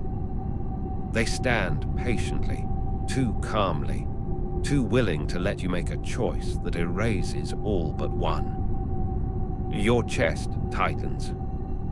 You whisper, "No, I'm not picking someone to erase. That's not happening." The room reacts instantly. The lights flicker. The journals snap shut. The outlines freeze mid-breathless sway, held in some suspended hesitation. The diary in your hand trembles violently, like a heartbeat spiking in panic. Pages snap open so fast you almost drop it. A single line scrawls itself in jagged, desperate ink. Then you choose yourself. Another line. Or the story chooses for you. The floorboards beneath the outlines crack, not breaking apart, but opening downward like trapdoors into pitch-dark nothing. One outline collapses first. It doesn't fall so much as crumple inward, folding into itself like a burning photograph curling to ash. Its ink evaporates as it sinks through the growing gaps in the floor. Silently, effortlessly, unwritten. Your breath leaves your body in a harsh gasp. You clutch the diary tighter, knuckles whitening. The other outlines begin to tremble, rippling like reflections on disturbed water. Their edges blurring as the floor widens beneath them. You don't choose. You just stare, frozen, because fear has melted into something worse. Responsibility. The diary forces your hand. Literally. A tendril of ink curls from the center crease, reaches up like a vine, and loops around your wrist. Not painfully, just firmly, guiding, insisting. You try to jerk away. You can't. The ink tightens. Choose. The word spreads across both open pages. Bold. Unignorable. The outlines are dissolving now, slowly, like snow melting under a patient sun. Drifting downward into the cracks with no sound, no protest, no struggle. Like they always knew this was how it ended. Your heartbeat stutters. Your vision swims. No, stop, stop. I'm not letting them vanish because of me. The floor closes beneath one of the half-faded figures, trapping it halfway, leaving its upper form flickering like a dying hologram. The journals open again, all at once. Pages whip in a cyclone of paper until one phrase appears in synchronized ink across them all. If you choose nothing, nothing remains. The diary pulls your wrist upward toward the page. Ink gathers at the tip of your finger like a pen being dipped. The outlines flicker again. One fully gone. Another melting. Two barely holding shape. One turning completely black, like a shadow gaining weight. Time fractures into a thin, fragile moment. This is the last instant before the story collapses. Before unwriting becomes irreversible. Your voice breaks as you whisper into the trembling air. I choose. The ink sharpens on your fingertip. The outlines go silent. Every journal in the room leans toward you. The sealed wall hums. The floor stops cracking.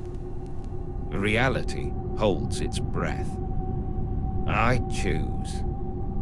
Your fingertip trembles above the diary's open page, still slick with the focused, waiting ink. The room does not breathe. The journals do not flutter. The outlines, those half-born silhouettes, hang in an impossible stillness, as if their very survival hinges on the next sound you make. I choose. The word shatters before you finish it. Not because you choke on it. Not because you lose your nerve. But because something else speaks first. A voice, your voice, cuts through the room from directly behind you. I choose for you. You spin around so fast, the ink splashes from your fingertip, and your knees nearly give out. Your duplicate stands in the center of the room, not behind the sealed wall.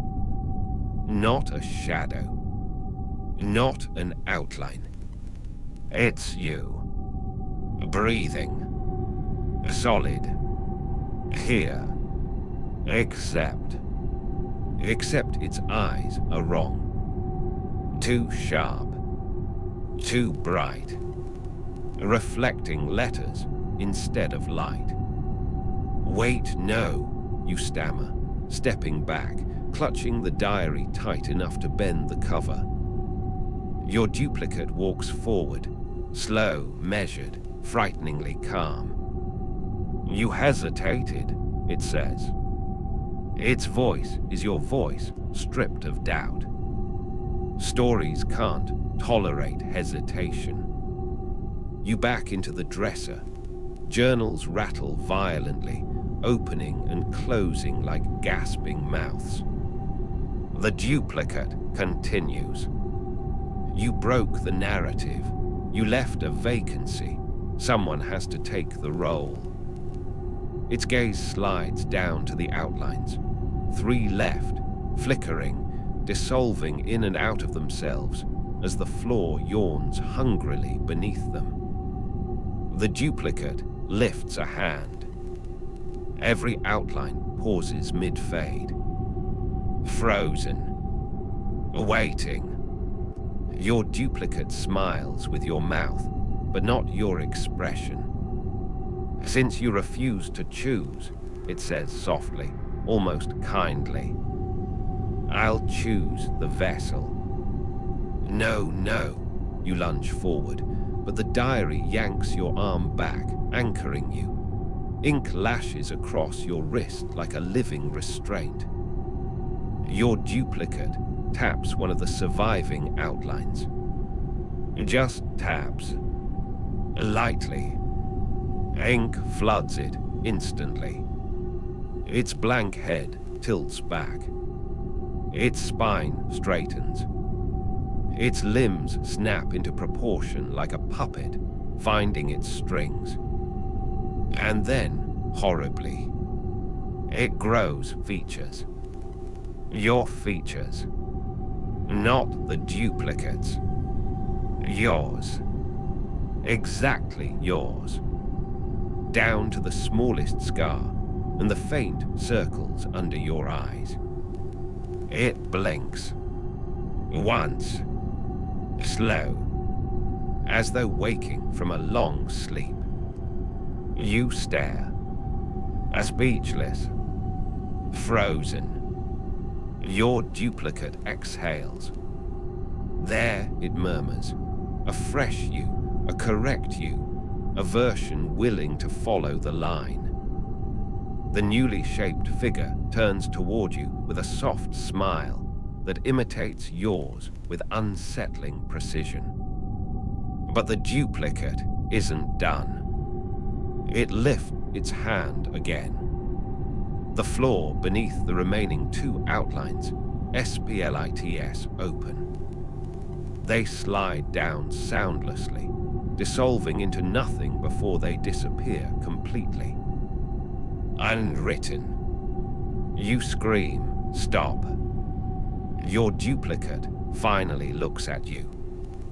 I'm fixing what you broke, it says simply. You had a chance to choose. You didn't. The new you, your blank-born replacement, steps closer. Its movements are graceful, obedient, scripted. Like it's already reading the line that tells it what to do next. You try to back away. but the diary's ink tightens around your wrist again, holding you in place, insisting. Your duplicate approaches until it stands just a foot from you. You can smell ink. You can feel the air bend around its presence. In every story, it whispers, there is the written self and the one who is written out. The replacement you takes your other side. Both of them lean in, two versions of you, one too perfect, one too knowing. The floor seals shut behind the last outline. The journals settle. The room stills.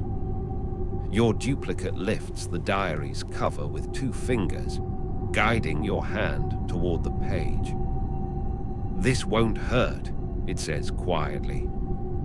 And even if it does, the pain won't be written down. The replacement you lays its hand gently over your shoulder, steady, sympathetic, horribly tender. Ink gathers on the empty page beneath your trapped fingertip. Waiting, expecting, ready to write the ending the story wants. Your duplicate whispers, now finish your sentence. The diary drags your finger down, toward the first letter of your own handwriting. Your fingertip grazes the page, not touching it fully, just close enough for the ink to reach for you like a tide drawn to the moon. The duplicate watches with an almost tender focus. The replacement you stands at your shoulder, calm, patient, like a friend helping you sign a contract you never read. Your breath trembles. Your arm trembles. The diary does not tremble. It wants this. It's always wanted this. The ink rises in a thin, delicate thread, stretching toward your fingertip. And that's when something impossible happens. Your fingertip jerks. Not you. Not the diary. Something else. A spark, tiny, disobedient, impossible, flares through your mind. Not a thought. Not a memory. A contradiction. A moment the diary never predicted. A wrinkle in the narrative. A glitch you created simply by hesitating long enough. The ink thread snaps. The diary stutters. Like a record skipping. Like reality has caught a cold. Your duplicate blinks sharply, startled. Its first genuine reaction since stepping into the room. You pull your hand back by pure instinct. The diary fights you. Ink whipping around your wrist, tightening. But a second glitch ripples through the page. A line of text, mid-written, unwrites itself. The letters collapse inward, folding back into nothing like burnt paper curling without a flame. The diary spasms in your grip. Your duplicate's voice sharpens. Don't do that. You don't answer.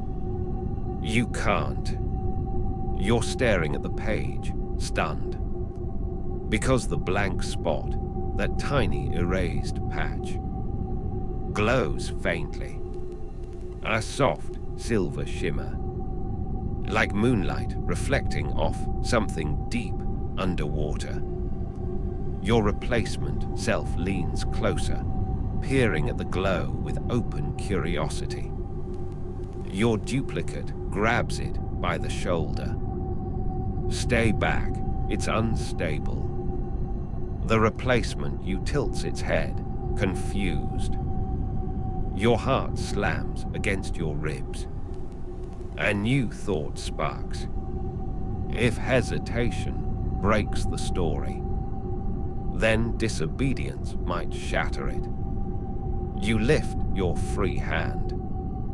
Your duplicate steps forward immediately, voice low and dangerous.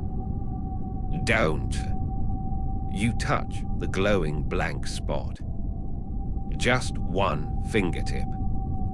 The room jumps. Not trembles.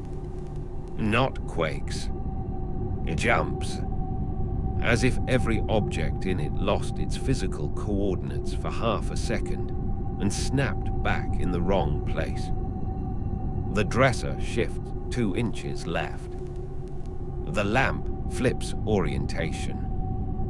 The bed creaks as its legs realign.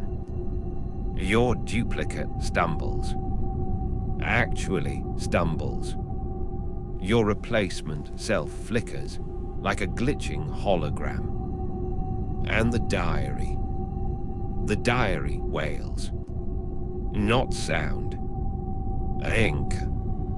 A ribbon of ink whips across the page, frenzied, terrified, rewriting itself in dozens of overlapping lines. Your duplicate lunges for you. You jerk back. The diary drops from your hand. It lands on the floor and falls through it, as if the wood is suddenly water. A splashless sink. A silent disappearance. Your duplicate stops cold. No, no, no. For the first time, it panics. Ink begins sliding down its wrists, dripping from its fingertips. Without the diary, without the anchor, your duplicate is unraveling. Your replacement self flickers again. Its face freezing, smearing, reforming, as if someone is redrawing you from memory. You back away from them both.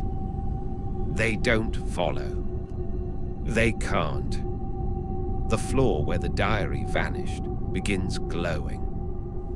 The same shimmering silver as the blank spot.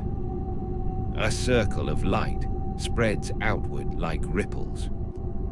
It stops at the edges of your feet, as if politely avoiding you. Your duplicate's voice fractures. You don't understand. Without the diary, without the line, it can't finish. Its jaw unwrites. Ink spills upward like smoke. Your replacement self reaches for it, and its hand passes straight through. The glowing floor pulses once, twice, then begins pulling them down. Not violently, not cruelly, just inevitably. Your duplicate screams, a sound made of tearing sentences, as it's dragged ankle-deep into the dissolving floorboards. Your replacement self doesn't scream at all. It just looks at you with a soft, sad expression. Your expression, before the glow swallows it whole. The room stabilizes. A silence. No crack in the wall. No floating journals. No living ink. Just the faint silver glow where the diary fell. You stand alone. For the first time. Not written. Not predicted. Not controlled. You breathe. Slow. Unscripted. Yours. Then, from the glowing circle, A single page rises. Not the diary. Just one page. Blank. Completely blank. Except for one line at the bottom, written in your own handwriting. What happens next is your choice. The page drifts upward. Toward you. Unthreatening. Open. Waiting. The glow fades. The house settles. Quiet returns, thick and gentle. You exhale. And for the first moment in this entire nightmare, you feel something unfamiliar. Freedom.